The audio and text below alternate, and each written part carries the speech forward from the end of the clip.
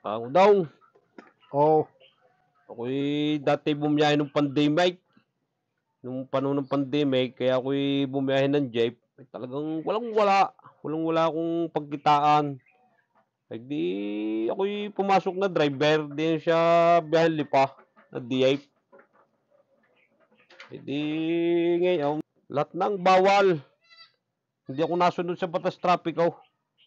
Yang TMD, yung mga TDRO.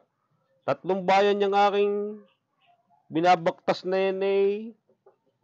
Hindi ako nahuhuli ng mga yun. yung bagang halimbawa no U-turn, na gayon, no left turn, eh, hindi ka nahuhuli pag nadali ka daw. Ako'y nabaling daw, tsaka yung bawal tumigil. Natigil ako. Yung one way, pinapasok ko. Sinasalungat ko yun. Ay, hindi ka rin nahuhuli.